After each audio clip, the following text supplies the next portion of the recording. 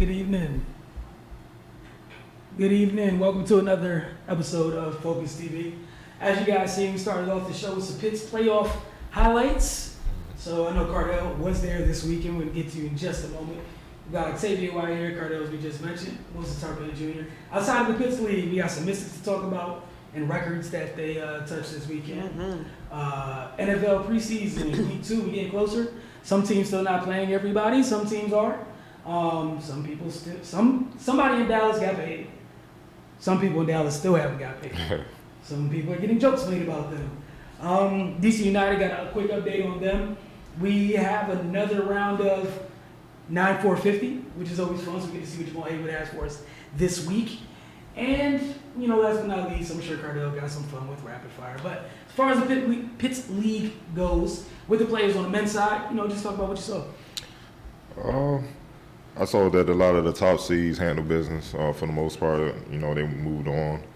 And I saw a lot of teams who were in position to upset the top seeds beat themselves, I guess Steph Curry really changed the game because a lot of dudes think they're that, and or James Harden for that matter. And they're a bit delusional, but top seed Virginia Pride knocked off 16 seed Young Kings in humiliating fashion. Honestly, it was beat them 104-74. Yikes!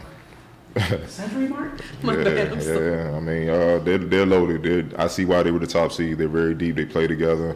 They lead with defense. They're physical, and they play for one another, man. You know what I'm saying? Kind of what you like your team to do in summer league. And they have a bunch of grown men. And there's not a lot of youngins on the team or whatnot, guys that just play to win the game and don't care who get the accolades or whatnot. Young Kings came in there, kind of brought their full mob, and Virginia Pride just jumped on them and let up. Obviously, they focusing on Chris Howard. But, Devin Sweetney tried to put on the cape, go on the scoring rampage, but not against that team. They're very deep. And, they brought a wave of defenders, to tie those two out. And, honestly, they didn't have a lot of depth with them. I'm talking about Young Kings. And, once they got up big on them, they just held it down, just cruised. And, so they were the 16th seed for a reason as well. They didn't have really a lot of depth this year. So, Virginia Pride moved on. 2nd seed Baseline. Defeated 15 seed Miami Entertainment 62-50. I like what I saw the Baseline for the most part. They kind of allowed Miami Entertainment to get back in the game, but they had it in control from jump. I mean, I think they were up for like 23-8 at one point to start the game. Baseline was, so they're clicking all cylinders. They were the runner up last year, the JNR's mob, and so they trying to capture this thing this year, so it's going to be interesting. 3rd seed Gifted Athletes knocked off 14th seed Campaign 67-59. It's a fitting name for that team because there's a lot of athletes on that team. They all pretty much play in the air. They like to run and jump, but they have some, they have some skill with them as well. So it's going to be interesting to see them as they move on to match up with some of the other heavyweights on the men's side. Obviously, the defending champs JNR's mob held on against 13th seed Yellow Team 69-65. The score was close because their top dogs came late. I'm not gonna mention their names. Y'all know who they are. They came in late, and then they were down. But once they came, got in rhythm. They pretty much, took it from there. 5th seed, new team, the Museum fell to 12th seed Firm, 84-70. That was probably the biggest upset of the day. 6th seed Core cruised against 11th seed, no losses. Rich Grills, 93-80. Obviously, Daily Ojo, New Laker Quinn Cook. They fed off each other on both ends. Core was never really threatened. It was pretty much a clinic, just high IQ basketball, man. You got it, you open, pick and roll, you open, here, you take the shot. If I'm pressing somebody, I come from behind, trap them, force a steal, get out of transition, get the easy lay. It really wasn't complicated at all. 7th seed Hawks was upset by 10th seed Deadstock DMV 70-63. And 9th seed Sandballers, led by QJ Peterson's 36 points, beat 8th seed Goon Milk. QJ Peterson pretty much had the performance of the day. They gave him James Harden respect defensively. Goon Milk. I mean, they was face guarding him 94 feet at one point. He was hot. I wouldn't even say he was hot. He was just within his game. He was in a great rhythm. You know what I mean? He was just athletic. He could shoot. He could score. Get in transition. good defender. Even guys when they leaked out, he ran them down glass. There, what off the. He just, he's a pro. That's why he's overseas, making money, doing what he need to do. He's pretty talented, and they threw multiple defenders. They trapped him. They threw every type of defense at him. And the thing that they didn't do, the idea was good, but when he gave the ball up, it's like they fell asleep. And then they turn their head, and he just go back and get the ball, take a quick shot.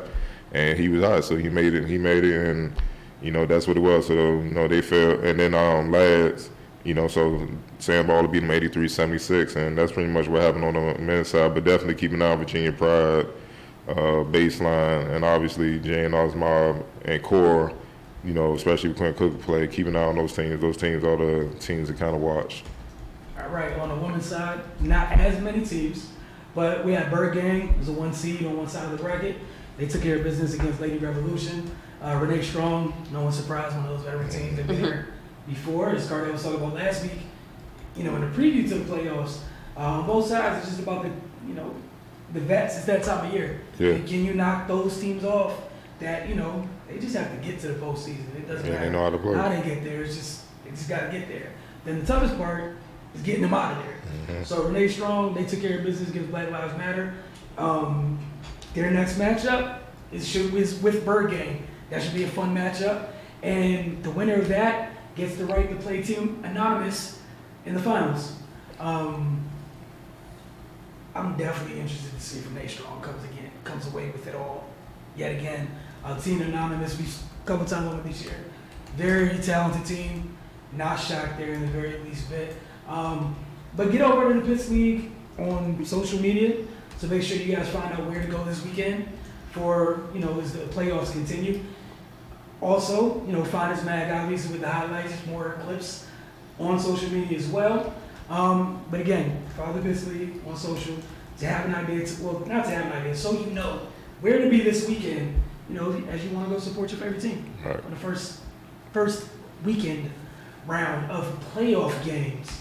All right, so Cardell, Sunday. Sunday, Monday. I mean, it was fun for somebody. It wasn't fun for everybody. But we're gonna talk about the Mystics as soon as we get back. We're taking a quick break. And that record, man, it's crazy. Yeah. It's crazy. I was over there on Twitter just counting down. It's funny. I had one of my tweets when I said, I think you asked what the record was. Had me down. We was like, just never mind. Yeah, exactly. Yeah. As soon as I tweeted it, boom, record. I'm like, oh. Well, that answers my question. Yeah. We're gonna get right to that. Then Octavia's over here typing. I already know we're gonna hear about something Eagles related in the NFL segment. Obviously. Even though I don't wish to hear it. Don't have a choice. Yes. Good. No.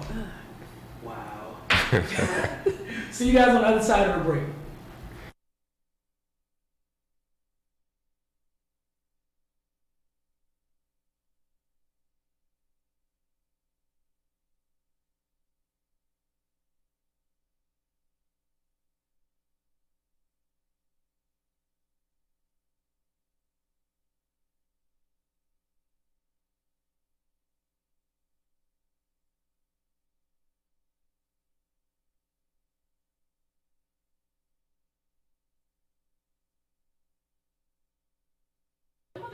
Break 107 points. No.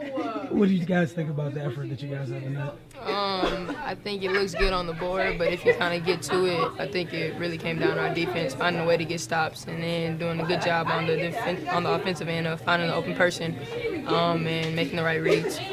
Was it like, I know I asked you guys last game, just defensively, was it like when you guys were rolling? I think in the third quarter, 39-16. Yeah. For a while, they didn't get anything. Coach said he doesn't think you guys are there where you need to be yet defensively. You agree with them, or you think there's another level? I agree. I mean, we still have some season left, and then, of course, got to make the playoff run. But we're continuously getting better is the thing. I mean, you have 2 steps forward and then 1 step back. We're trying to get to 2 steps forward, then hit another step forward instead of taking those 1 steps back. So, yeah, just trying to find a way to get better defensively every day. And once we figure it out, it'll be pretty scary, I think. How do you think you're getting better defensively every day? You individually Yeah. and the team. I think me personally, I feel like I'm getting better defensively, but I do have those lapses where I stop focusing on detail. You saw it tonight where I started helping off the corner, which I know I'm not supposed to do, but it's like one of those things where your body just kind of takes over. So I got to find a way to break down that barrier for me personally, focusing on detail when I'm a little winded. And I think team-wise, just keep it moving. Find a way to make sure that we communicate, because I think that's the big thing for us right now defensively. What do you think about the ball movement you guys had, no matter who was on the floor Yeah. tonight? That's who we are as a team. Wherever you put on the court, we find a way to get that open person that shot. And it's fun to play with people like that, selfless, just trying to get the open shot and then make the right reads. Were you aware of the 18 threes? I was not, but it looks like a lot. I ain't gonna lie. Yeah.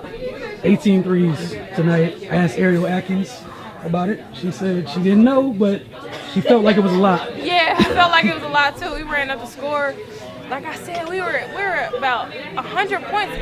It was almost 4 minutes left. We kind of slowed down, honestly. When did it register, You though? really Like, could have gotten your second 40-point win. Yeah, but we could have got like 120. I at felt. 3:35, y'all were at 100. Yeah, that's what I'm saying. Like we were running the score up. We just got to get Latoya to shoot some threes now. I was just gonna, of the 18 threes, do you have a favorite? Did you like one you were like, that one was really pretty? Maisha had a good one and Tiana had a good one that I can remember. I was like hype about. And then Shay's, of course, everybody. If I had to pick one, it would be Shay's. For What do you sure. think about defensively, no matter who's on the court, you guys to maintain that level of defensive intensity all night? It's amazing. It's amazing because our bench is as good defensively and honestly sometimes offensively as our starting, and I think that's really hard for any team to kind of sustain. If you got that circular wave of people and now you're like their starters are kind of like come on, we just wear teams out literally. Like, have you guys been able to process that? Y'all have Emma Meesseman and Tiana Hawkins coming off your bench. It's amazing. We process it. We talk about it. We talk about keeping that mentality, just whoever's coming in, just to keep the foot on the gas no matter if you're starting, if you're not starting. Everybody's a part of this team, part of this win, a part of this playoff run. So we talk about it a lot. Coach talks about it. Coach said it in a timeout, Let's show everybody why we have the best bench in the league. And that's when they went out and hit all those threes, actually. It was after that timeout. I've talked to you a lot about your shooting this year, the improvement on it. I think, I want to say first half in the corner, maybe second half in the corner, jab step in the pool. You feel that good about it? I feel confident about it. I got her stepping a little bit. She stepped far off enough, and I just need a little bit of space now. I feel like I'm confident enough in it, so I pulled it. How does it feel to know that that's where you're at now with It it? feels good only because I know how hard I work for it. I work so hard, and that's why I'm so confident in my three now. I used to get a lot of people saying I couldn't shoot, so I just been in the gym a lot, and as you can see, it's the result out there. So.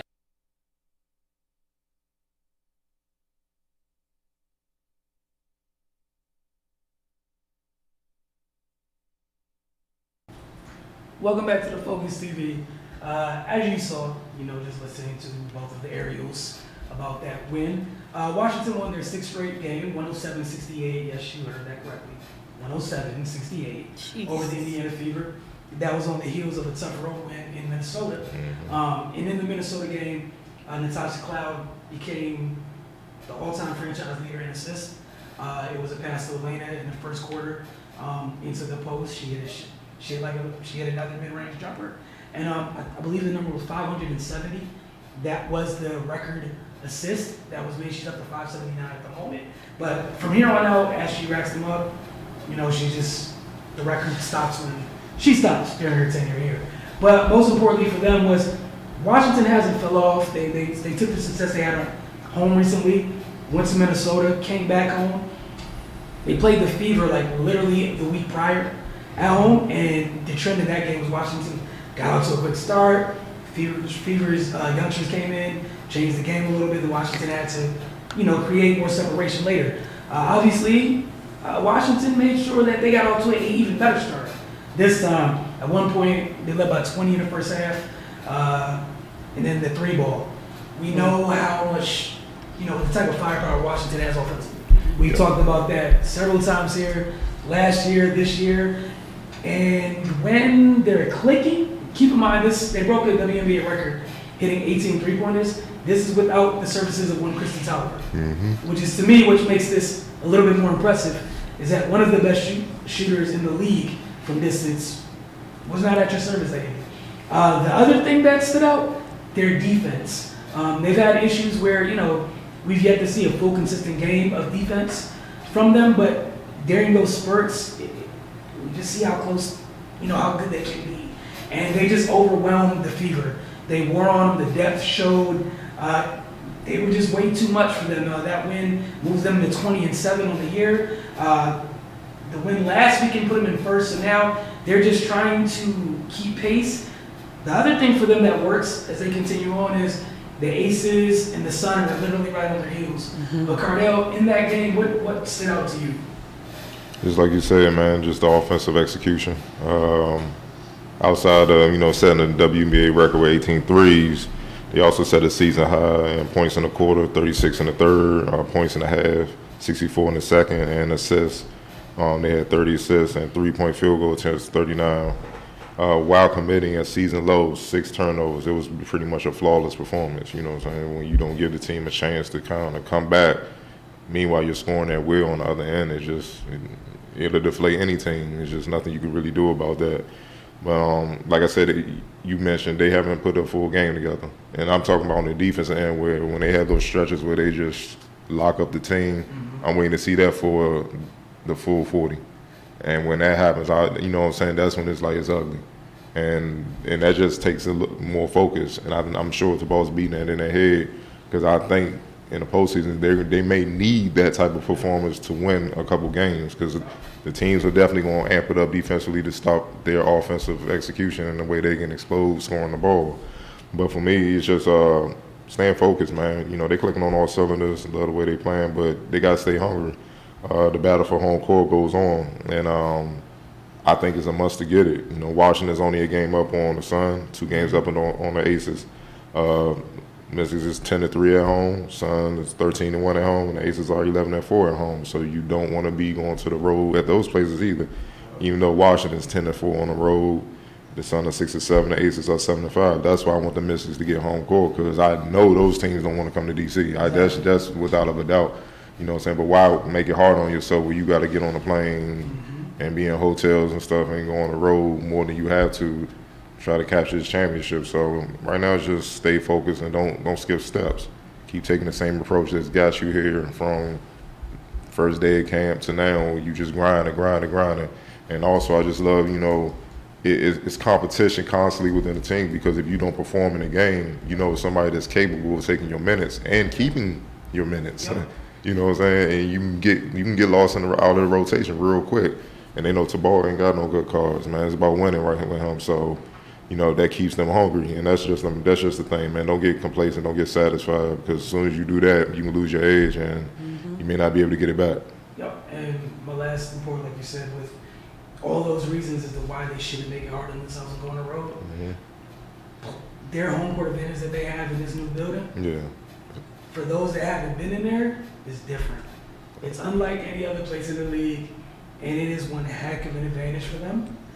No team in the league wants to come in here and deal with the Mystics, by choice. Right. I always compare it to GW when the Smithson is rocking. When they beat Virginia, when they was ranked number 6, Malcolm Brogdon was there. When they beat them, the arena was sold out. It's like that type of atmosphere. It's like NCAA tournament, but on a pro level. So, I've seen the crowd teams just don't know how to handle it, the energy in there. So, and I've seen the crowd pick the Mystics up when they kind of struggling, they're flat. So, hey man, and it's theirs to lose, man. And it should be championship expectations of us. So they just gotta stay hungry and just keep working. Yes, they do. All right, so I'm going from one sport that's getting ready to close the regular season into the postseason. I'd say the NFL, things are still we're still in the beginning stages. What happened in week 2 in the preseason? Well, yeah, a lot is still happening within the NFL. Like you said, the second week of the preseason just concluded for your NFC East teams. You have the Cowboys defeated the Rams 14-10. The Bears lost to the Giants. The Giants won 32-13. The Redskins lost to the Bengals 23-13. And then the Eagles defeated the Jaguars 24-10. Like I said, with preseason, it's not too much to really go off of. I will say in these games, I felt a lot more of the ones that did get to play than in the first game, and I expect more of them to play next game for at least a good quarter, maybe a quarter and a half. But there's so many injuries that are happening in the preseason now. A lot of people are, I feel like, a little bit hesitant. With your Redskins, Dwayne Haskins, finally had a better showing. Said you're with Redskins. Oh, this was I meant the people. Oh, my bad. You talking to the viewers? That was The not a people. direct comment to it. Trust me, y'all game was last night. I watched too. But to the Redskin fans, Dwayne Haskins had a better showing. Their defense played really well as well during the game. They had a pick six with Darren Payne, who batted down the ball, thrown by Andy Dalton, and Monte Nicholson picked the ball, ran 96 yards for a pick six. I know Andy Dalton is tired of saying that, but it continues in preseason. But yeah, I mean, they still have things to fix. A lot of people were kind of concerned with Haskins, but I still just feel like it's him being a rookie. This is the times he's supposed to make mistakes. I definitely feel like he had a better showing, and I'm pretty sure he's going to be their starter at some point in the season. Like, let's be real. In other news, like I said, the Giants played the Bears. They won 32-13. Now, both teams didn't play many of their starters. The Bears didn't play hardly any of their first team, especially on defense. But that's no excuse. You play who's in front of you, and the Giants went out there and they handled business. They did win.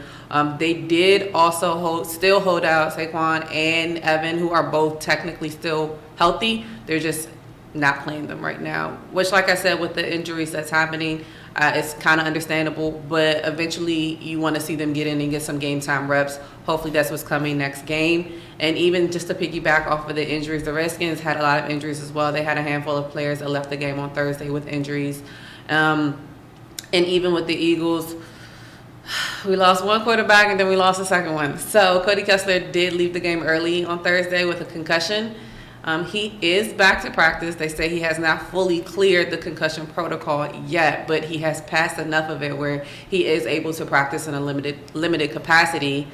But now that he was injured, the Eagles did also coax Josh McCown out of retirement and actually signed him. So it kind of makes the quarterback situation behind Wentz look a little bit different. Like I said, Nate Sudfeld should be back week 3. I really don't think they'll let him go. And I really do think they kind of like the rookie. So it's kind of like between Kessler and the rookie, and in my opinion, you go with youth. But we'll see what happens. Like I said, a lot more of the ones played. It's preseason. Even with the Cowboys, like I said, they beat the Rams 14-10. Amari Cooper is likely out for the remaining of the preseason, as though he hasn't played this preseason. He's been nursing a heel injury, and so they have him out probably for the rest of the preseason. I know you're probably going to touch on this as well, but Jalen Smith did just sign a 5-year extension with everybody that's trying to get paid in Dallas. There's one person down. They probably got about 3 or 4 more to go. But Jalen Smith did sign a 5-year extension, $64 million, $35.5 guaranteed. So I'm sure he's happy about that. But next week, the Redskins are going to play. This week, this Thursday, the Redskins will play the Falcons at 7:30.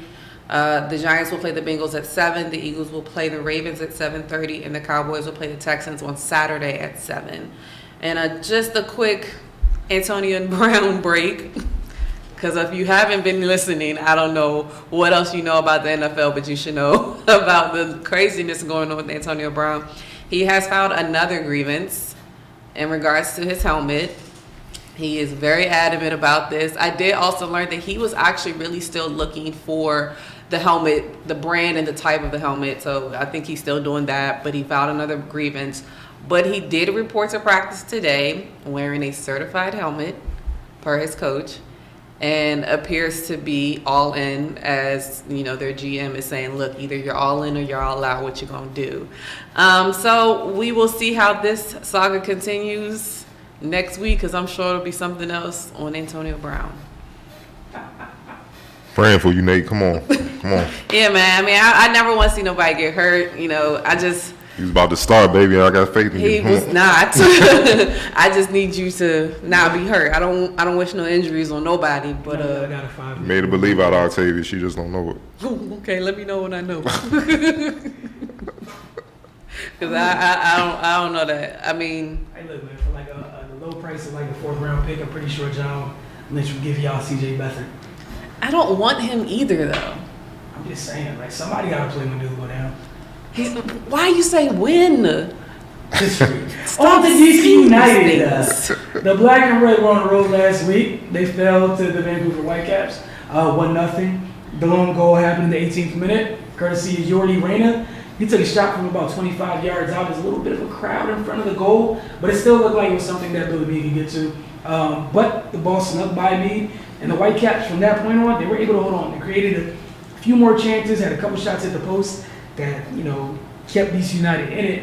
On the Black and Red front, as far as the attacking goes, they had a couple. They outshot Vancouver 24-8, but it was just the quality of shots. They didn't have that many good shots actually on target.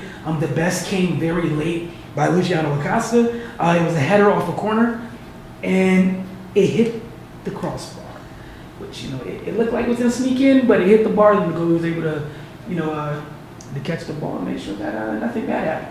As far as Acosta goes, past couple games he's been part of the 18, but he has not played. This game he did play as a reserve. Also getting minutes, making their DC United debuts, Ola Kamara and Emmanuel Boateng. They both came in, being Kamara and Boateng both came in like around 75th minute.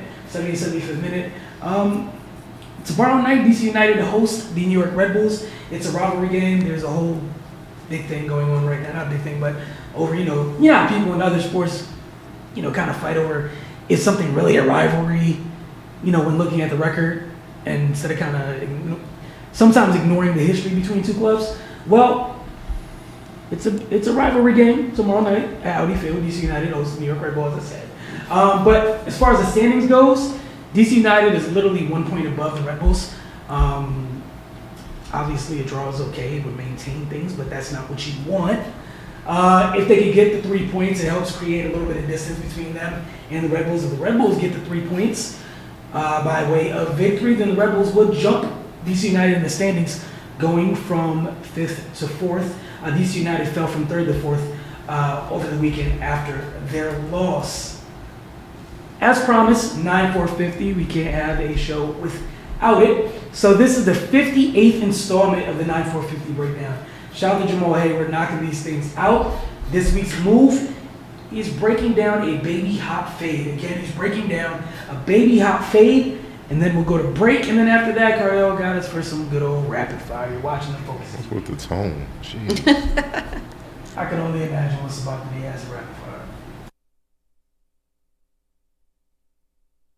Today we're going to work on a mid-range shot, attacking the basket.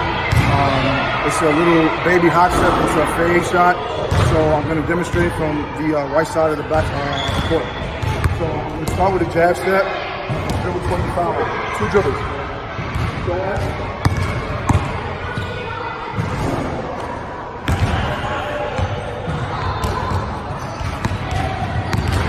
So to walk through it, simple jab step, 1, 2, and second dribble.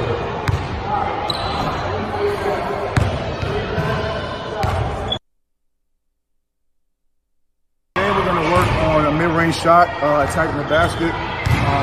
It's a little baby hot step into a fade shot. So I'm going to demonstrate from the right side of the back court. So I'm going to start with a jab step, dribble 25, 2 dribbles. Go ahead.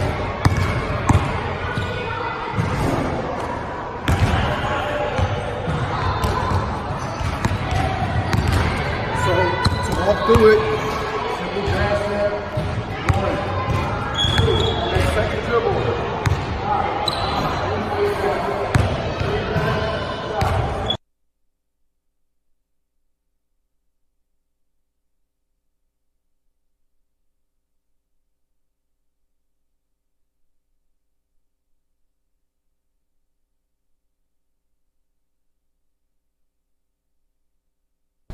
Welcome back to the Focus TV. And again, as always, thank you to Jamal Hayward over at 9450. All right, Cardell, you know what you got for us, man. Let's go ahead and get this over with. Yeah, man, we got to get to the one particularly right now. Devin Booker. Oh, man. He's not a fan of being doubled during pickup runs. Booker was taking part in a summer run. He got a pass in the corner, decided to hold the ball. Then the double team came. Then Booker said, come on, man, we trying to get reps in, man. We don't double in these type of open runs or whatnot. Joakim Noah replied, what you mean? It's basketball. He's like, nah, man, we don't do that.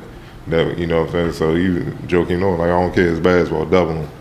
So that created a whole uproar over social media. It's like, who complains about being doubled? And then you got the other side, like, real hoopers don't get doubled in pickup runs and stuff during the summer. What are y'all thoughts on that? I am 100% on Joakim Noah's side. Like, what you mean?